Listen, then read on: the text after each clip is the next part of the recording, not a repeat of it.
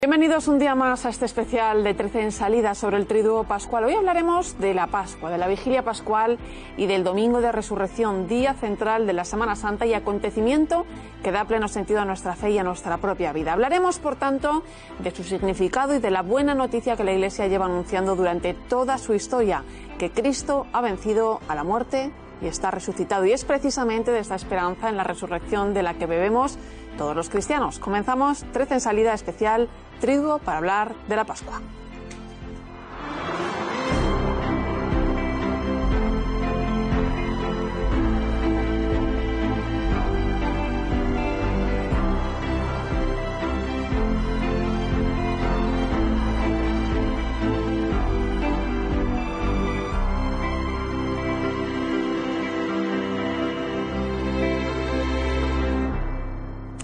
Pues un placer saludar de nuevo a Monseñor Jesús Fernández, obispo de Astorga, presidente de la Subcomisión Episcopal para la Acción Caritativa y Social de la Conferencia Episcopal Española, que también nos acompaña hoy. Gracias.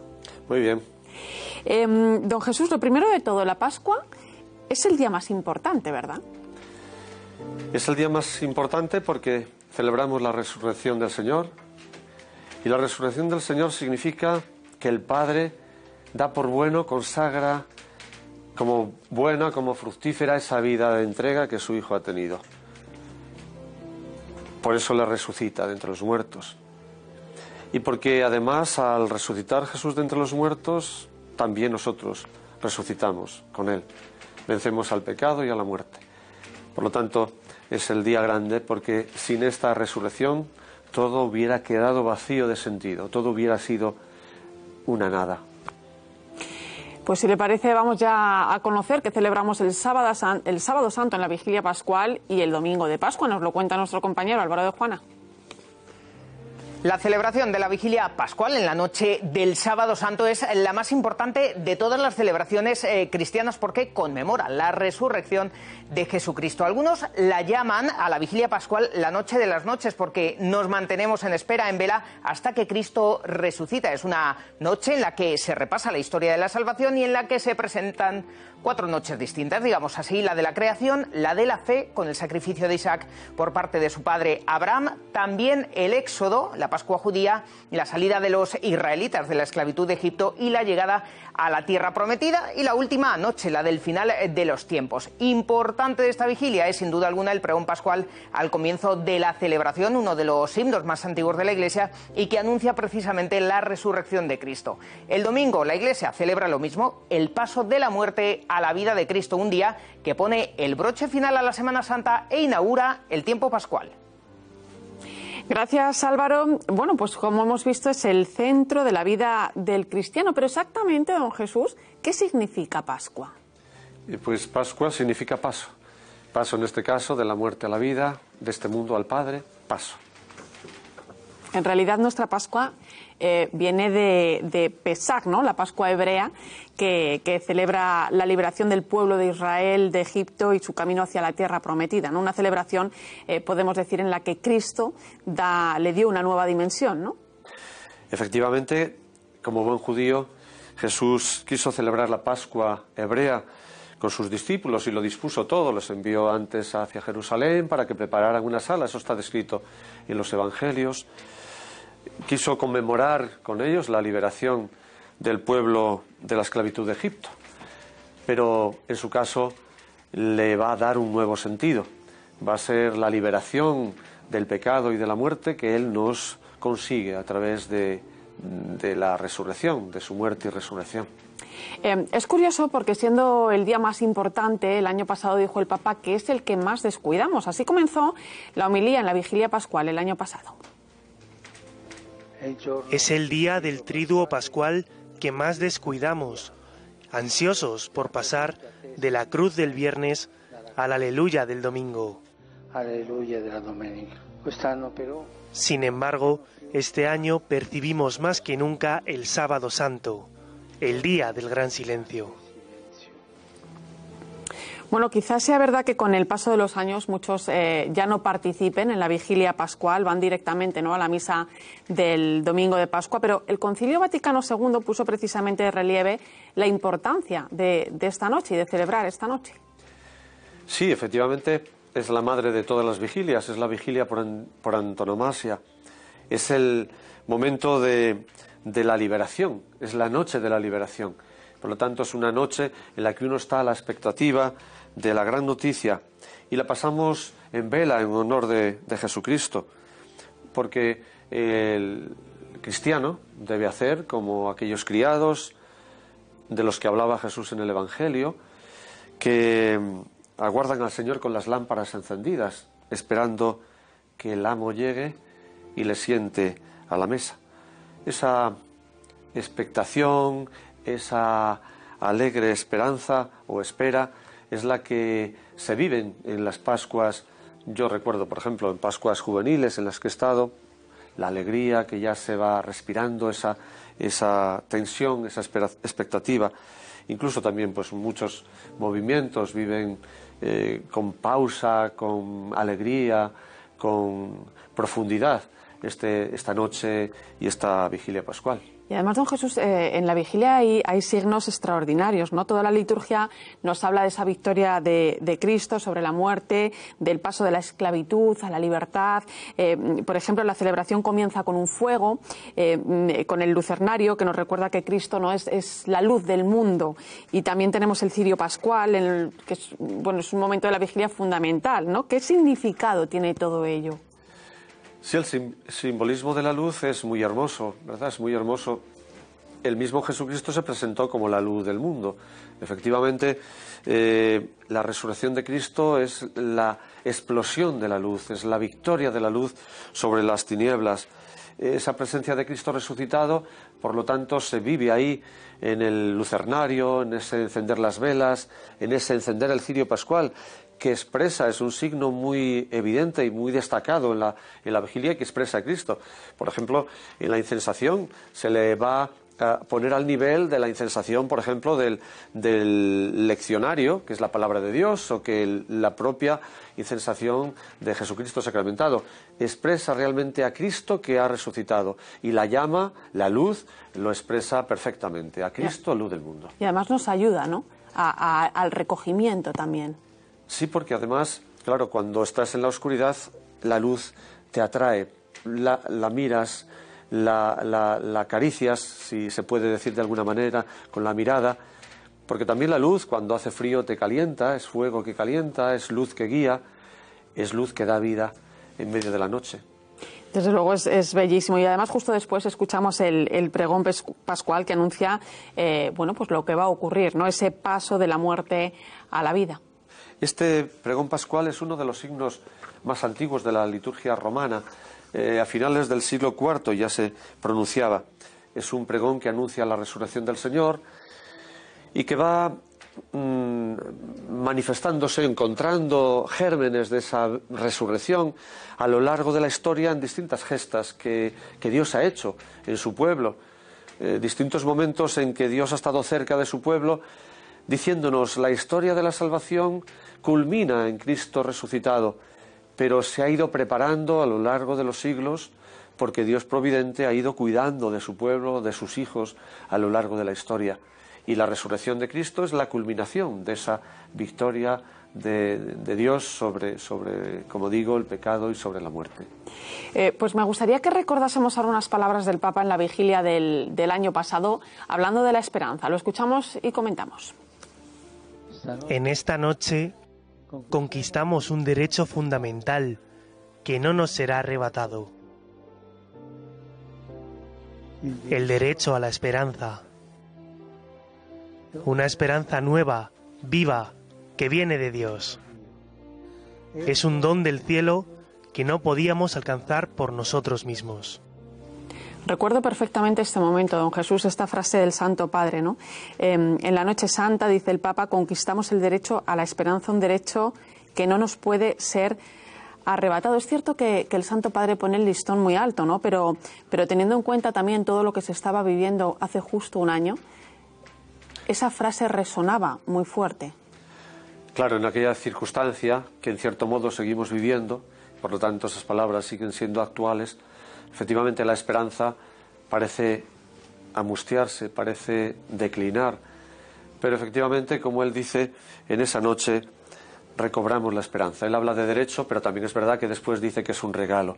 Sí, es un regalo. Lo hemos conseguido, pero es gracias a que va el capitán delante, que es el Señor, es el que lo ha realmente conseguido para nosotros. Él nos asegura que nada ni nadie podrá arrebatarnos esa esperanza que nos ha logrado por su resurrección. Y es que en realidad el ser humano aspira a la libertad y Él nos hace libres. Aspira a la vida y Él nos da vida eterna. Aspira también a amar y a ser amado y Él nos ama incondicionalmente. Por eso la esperanza es un verdadero regalo suyo que solo gracias a Él y a su ayuda podremos conservar. Y quiero en este momento que hablamos de la esperanza utilizar una comparación que el Santo Padre también utiliza. Dice que es como una vela. La esperanza es como una vela de un velero que realmente gracias a ella, que la convierte el viento en energía motriz que le va a dar movilidad y le va a llevar al puerto, es decir, a la esperanza, que es el puerto. Pero claro, no lo olvidemos, esa esperanza, ¿quién la mueve? La mueve el viento, y el viento es el Espíritu de Dios. Por eso la esperanza sí que podemos decir, la tenemos nosotros, pero realmente ¿quién mueve la esperanza? ¿Quién permite que esa esperanza nos lleve al puerto deseado? Solo el Espíritu de Dios, que sopla y que nos conduce en la vida hacia la meta, que es Cristo mismo. Para muchos será difícil albergar esperanza después de haber perdido algún familiar, después de que hayan tenido que cerrar su negocio por la crisis, después quizá de haber perdido el trabajo.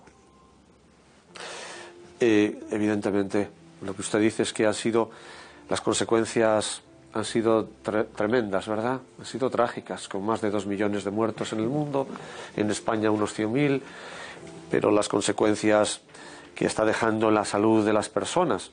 Por ejemplo, Cáritas ha realizado un estudio y en la salud física ha influenciado el 20% de familias, en la salud psicológica el 30 y tantos %. Es decir, en el campo de la salud ha tenido una incidencia grave y, por supuesto, no vayamos al campo laboral, al campo económico. Claro, y como usted dice, efectivamente, esto hace difícil la esperanza. Y lo hace difícil también otro elemento, que es seguramente la debilidad de nuestra fe. Porque da la sensación de que a veces creyéramos que todo se termina aquí. Y nosotros debemos movernos también, tenemos la esperanza de poder vivir, Dios nos ha hecho para vivir, pero olvidamos que esa vida no termina aquí. Incluso en los casos extremos, por lo tanto, en que muramos o muera alguien de nuestros seres queridos, debemos seguir reforzando la fe y la esperanza. Cristo vivo nos garantiza la vida eterna. La eterna pregunta es siempre, ¿no? ¿Por qué Dios me ha abandonado? ¿Por qué pasan estas cosas? Sí, claro, esta es una pregunta que es realmente un misterio, pero lo que estamos seguros es que, y eso nos lo asegura la fe cristiana, es que Dios no nos abandona nunca. Y para afianzarnos en esta verdad, este tiempo de Semana Santa, tenemos que mirar al crucificado. Es su Hijo y ha muerto en la cruz. Luego, si Él ha permitido que muera, es porque hay algo más. ¿Qué padre iba a dejar a su hijo morir, permitir que muriese, si no hubiera posibilidad de una resurrección? Entonces, la misma cruz acerca a Jesucristo a nosotros, porque es una cruz que ha comportado sufrimiento en Él, como también en nosotros comporta la enfermedad y la muerte. Pero la muerte no tiene la última palabra. Creemos eso, y la fe, por lo tanto, reforzará nuestra esperanza. Y vuelvo, por lo tanto, a lo mismo. Esa dificultad para asimilar todas esas situaciones difíciles se agranda si además no tenemos fe, porque de la mano de la fe va la esperanza, y si falla la fe, la esperanza decae también.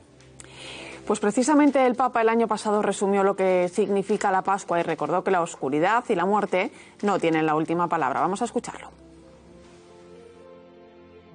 Salió por nosotros, resucitó por nosotros, para llevar vida donde había muerte, para comenzar una nueva historia que había sido clausurada, tapándola con una piedra.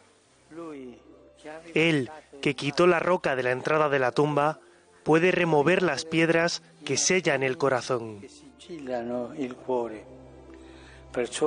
Por eso, no cedamos a la resignación, no depositemos la esperanza bajo una piedra. La oscuridad y la muerte no tienen la última palabra. ¡Ánimo! Con Dios nada está perdido. Pues un buen resumen de la Pascua. Efectivamente, y sobre todo es muy hermosa esa imagen de la piedra, ¿verdad? Sabemos que en el sepulcro pusieron una piedra enorme que nadie podía mover. Sin embargo, esa piedra, Cristo resucitado la removió. Es decir, no le retuvo la muerte. Por eso, como dice el Santo Padre, efectivamente nosotros creemos que esas piedras, que también utilizando otra comparación, en este caso mía, podrían ser comparables con esa piedra que nos tiran hacia abajo y que nos hunden en el mar de la indiferencia, en el mar del pecado, pues esa piedra va a ser removida y por lo tanto podrá brotar en la vida nueva, la primavera. Y también un mensaje de esperanza para el tiempo que vivimos, ¿no? Justo el planteamiento contrario al que estábamos haciendo es: con Dios nada está perdido. Pues con Dios nada está perdido. Somos sus hijos y como hijos confiamos en que el Padre no nos deje de su mano. Somos hijos además débiles, frágiles, y si Dios tiene alguna preferencia es justamente por la fragilidad de sus hijos. Por eso nunca hemos de ceder a la tentación de pensar de que nos ha dejado de su mano. Él nos sostiene como al hijo pequeño cuando va a caer y el padre le ayuda a levantarse. Él nos sostiene y nos ayuda a caminar y nos ayuda a crecer, porque Él quiere también nuestra libertad. De tal modo que efectivamente si queremos soltarnos de la mano también podemos, pero Él, si le tendemos la mano, Él siempre está dispuesto a dárnosla. Quizás es un buen momento para aprender a mirar de otra manera, ¿no? Abrir la mirada, abrir el corazón. Sí, por supuesto.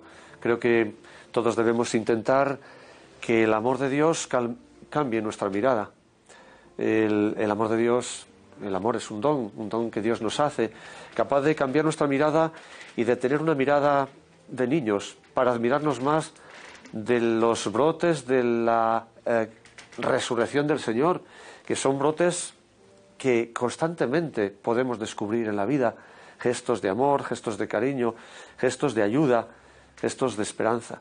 Cambie nuestra mirada, ojalá la resurrección del Señor, el amor de Dios, cambie esa mirada y nosotros seamos capaces de descubrirle presente y también de sumarnos a esa apuesta por la vida, que tan importante es hoy. Fíjese que durante el tiempo pascual en algunos países, en algunas culturas, ¿no? Por ejemplo la ucraniana o la rusa, tienen tradición de saludarse diciendo Cristo ha resucitado y la otra persona, ¿no?, responde verdaderamente ha resucitado, ¿no? Qué bonito sería que nosotros también pudiéramos hacer algo así, ¿no? Recordando cada día que Cristo vive. Esto sería estupendo, pero me temo que no sabrían respondernos y hasta me temo que alguno nos diría que les faltamos al respeto. Sí, también es para reflexionar, don Jesús. También es para reflexionar. No olvidemos que la Pascua también es una llamada de evangelización, de anunciar la resurrección. El Papa sobre esto dijo el año pasado lo siguiente. Volver a Galilea es acordarnos de que hemos sido amados y llamados por Dios. Cada uno de nosotros tiene su propia Galilea. Necesitamos retomar el camino, recordando que nacemos y renacemos de una llamada de amor gratuita. Allí, en mi Galilea. Este es el punto de partida siempre, sobre todo en las crisis y en los tiempos de prueba, con la memoria de mi Galilea. Yo lo entiendo como una llamada a salir de nosotros mismos, como tantas veces también nos pide hacer el Papa, ¿no?, de recordar la llamada que nos ha hecho Dios, ¿no? En su opinión, ¿qué quiere decir el Santo Padre con esto? Volver a Galilea es volver al inicio. Para los discípulos es volver a escuchar el mismo susurro de las olas donde les llamó, es volver a oler aquella agua, es volver a sentir la cercanía y la calidez de la voz del Señor llamándoles. Es volver al enamoramiento primero, porque luego trasladándolo a nosotros también, cuando hay crisis vocacionales, por ejemplo, cuando hay crisis de fe. Si uno ha tenido alguna experiencia, debe recuperarla. Esto es muy importante. Y los que son expertos en el acompañamiento personal lo recomiendan constantemente. Cuando entras en crisis hay que volver. ¿Por qué? Porque esa voz de Dios se va atenuando, se va apagando, y al final puede oír uno solo su voz, como usted misma decía. Nos encerramos en nosotros mismos, oyes tu voz o la voz del mundo, de tantas cosas del mundo, tantos señores, ídolos mundanos. Entonces, el Señor en esos momentos te dice: volved a Galilea, volved al principio, al enamoramiento inicial, a la llamada primera, porque ahí hay autenticidad. Lo que ha venido después ha sido pues ir ignorando, ir ocultando, ir dejándose ganar por otros dioses que no es el vuestro. Y por lo tanto recuperad esa llamada primera. Creo que eso es en ese sentido lo interpretaría yo, esa recomendación, esa llamada del Señor. El evangelio que se proclamará en la vigilia pascual es el de San Marcos, y en él dice Jesús: id a decir a sus discípulos y a Pedro que irá delante de vosotros a Galilea, allí le veréis como os dijo. ¿Qué entendemos con esto, don Jesús? Yo creo que debemos imaginarnos la situación de desesperanza que en los discípulos había provocado la muerte de su maestro. Por eso estaban cegados por la tristeza y por sus falsas aspiraciones también, porque no debemos olvidar que los discípulos ciertamente tenían unas expectativas que no coincidían con las de Jesús. De hecho, en la subida a Jerusalén, Pedro, lo recordaba en días pasados, Pedro quiere cambiar la dirección del Señor, no quiere que suba a Jerusalén a entregarse por amor nuestro, sino que quiere cambiarle la dirección. Esa ceguera y esa tristeza hace que no estén capacitados para descubrir al resucitado. Es decir, están como ciegos, no son capaces de descubrirlo. Por eso el Señor utiliza la mediación de las tres Marías para hacerles comprender que para regresar a Jesús, para redescubrirle, deben volver al amor primero, deben volver a Galilea, gracias a la mediación de esas tres mujeres que sí que han puesto el corazón, que sí que amaban de verdad al Señor, aunque con sus límites, pero que en este caso son capaces de echarles un cabo para que puedan realmente descubrir al resucitado. Es una invitación a que llevemos el anuncio a ser esa iglesia en salida, ¿no? Esa iglesia en salida de la que tanto nos habla el Papa, de la que tanto nos pide ser partícipes el Papa, que no es ni más ni menos que evangelizar, ¿no? Compartir esa buena noticia. ¿Cómo podemos hacerlo en ese tiempo tan complicado, después de un año de pandemia, donde también la desesperanza, ¿no? está en la sociedad? Ciertamente, para poder anunciar el Evangelio, la primera condición es creer en el Evangelio y es vivirlo, porque si no podremos hablar, podremos, discursear, dar lecciones, pero evangelizar supone poner el corazón en lo que decimos. Solo podremos convencer si realmente creemos en ese Evangelio, creemos en Jesucristo, y por lo tanto lo hablamos con calor, es decir, hablamos de una experiencia que hemos vivido. El que se ha encontrado con Jesucristo realmente lo anuncia porque está convencido de que Él es el que da sentido a su vida, el que responde a sus aspiraciones, el que le llena el corazón. Eso es lo primero. Después si hablamos de métodos, hoy día, pues evidentemente, creo que lo he citado también alguno de estos días, porque hemos tenido tiempo de hablar, ¿verdad?, en días pasados. Pues yo creo que es muy importante el tú a tú, ¿no? Es muy importante el tú a tú, porque cada persona es un mundo. Entonces, creo que esa entrega del mensaje, pero muy personalizado para la persona concreta que tienes delante, es muy importante. Esto, por cierto, el Papa Francisco también en la Jornada Mundial de la Juventud en Río de Janeiro, pues lo expresaba con imágenes muy hermosas. Por ejemplo, decía, el Evangelio no es como la puesta de relevos, la carrera de relevos. Ese testigo, que así se llama, lo que lleva el corredor de relevos, no se tira al aire y que el que lo coja bien para él y el que no, pues que se quede, no dice que se fastidie, pero más o menos lo insinúa. El que no, pues allá. No, eso se entrega en la mano. Y si no lo recibe otro en la mano y se le cae al suelo, esa carrera se ha perdido. tiene que recibirlo en la mano. Yo se lo entrego en la mano.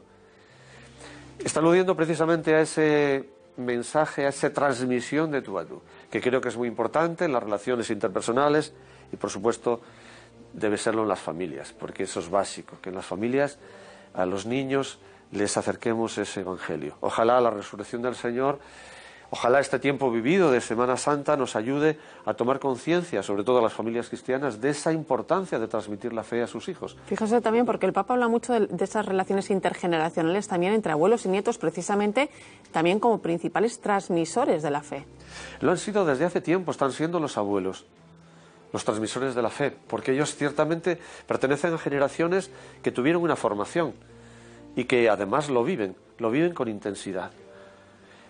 Pero en los análisis vamos comprobando que los abuelos de ahora ya pertenecen a generaciones, muchos de los abuelos actuales pertenecen a generaciones que ya realmente no han sido del todo iniciadas porque no han querido o quizás por otras razones. Con lo cual ahora esa transmisión se ve más en peligro. La transmisión en la familia en este momento está resultando más complicada que hace pocos años. Por eso la importancia, digo, del tú a tú, de que, bueno, en las parroquias, en las comunidades cristianas, apoyemos a la familia en todos los sentidos, también en este sentido de transmisión de la fe. Y concretamente este tiempo de pandemia, puedo decir que efectivamente está habiendo experiencias de catequesis familiar donde se ayuda a las familias, se les da catequesis a la familia y ellos se la dan a los propios niños, se la dan a los padres para que los niños la transmitan. Y es una buena forma de impulsar una catequesis familiar que creo que tiene futuro. Bueno, pues como hemos hecho estos días anteriores, nos hemos propuesto saber si la gente conoce que se celebra en la Vigilia Pascual y el Domingo de Pascua. Y esto es lo que nos han contado. ¿Sabía decirme lo que se celebra Sábado Santo y Domingo de Pascua? El Sábado Santo, las procesiones, ¿no? ¿Y el Domingo de Pascua? La resurrección. El comienzo de la Pasión de Cristo, la entrada en Jerusalén, que es el Domingo de Ramos. Luego los días siguientes se conmemora los últimos días de Jesús en la tierra. Vamos, de Semana Santa, cosas de religión y cosas de esas. Yo es que no. Creo que se conmemora el Domingo de Pascua, no sabe. No sé. Es la resurrección del Señor. Sí, la resurrección cuando resucita el Señor. La resurrección del Señor, claro. El sábado. Es el domingo la resurrección. ¿Y el Sábado Santo? Y el Sábado Santo hacen una misa por la noche, pero es que no sé cómo se llama. El Sábado Santo se celebra, pasamos del Viernes Santo, que es el Viernes de Dolores, ¿no? Y el Sábado Santo, y el domingo es la resurrección. ¿Usted lo celebra de algún modo o ha ido alguna vez a alguna celebración en Semana Santa de este tipo, en estos días? Sí, hemos salido siempre en alguna procesión, en alguna ciudad en la que hemos estado. No, pero me gusta ir a ver lo de las procesiones y me gusta. Claro, y a mí también. Rezar más y hacer las estaciones, que son lo típico de rememorar los puntos del trayecto de Jesucristo. Nos gusta, lógicamente yo tengo familia de Valladolid también, y Valladolid es una ciudad que lo celebra mucho, y aquí en Madrid, bueno, tenemos también nuestras tradiciones, pero sí. Bueno, pues hemos hablado de la Vigilia Pascual, el Domingo de Resurrección, pero ¿cómo nos debemos preparar para este momento? Bien, yo creo que es importante la participación en la liturgia, cómo no, y quiero recordar también otro gesto que es muy importante, otro rito de la vigilia. Hemos hablado del pregón, de otros momentos, de la luz como expresión de Cristo, que es el momento de la renovación de las promesas bautismales. Los que participan en la vigilia renovarán las promesas bautismales. Yo creo que es muy importante en este momento que tomamos conciencia de lo que significa el bautismo. Debemos urgentemente recuperar la vocación bautismal. El saber que por el bautismo estamos respondiendo. El bautismo es una respuesta a una llamada de Dios, a una gracia de Dios, de nuestros padres, padrinos. Es una respuesta a la llamada de Dios, pero cuando uno crece en años, debe asumirlo, debe hacerlo suyo, ¿no? Y debe asumir que es discípulo del Señor. Ser bautizado significa que uno se toma en serio la vida cristiana, el seguimiento de Jesucristo, y también el apostolado, también el anuncio de Jesús. Entonces, revestidos de la vestidura blanca. En el bautismo se nos puso una vestidura blanca. Significa que somos renovados, que somos nuevas criaturas. Cada vigilia pascual, aunque no físicamente, ritualmente, no nos pongamos una vestidura blanca, todos debemos ponernos de nuevo una vestidura blanca, de resucitados, de personas nuevas, que además tratan de mantener viva la luz que también se les dio a nuestros padres y padrinos, la luz que ahora ya mayor debo conservar, la luz de Cristo.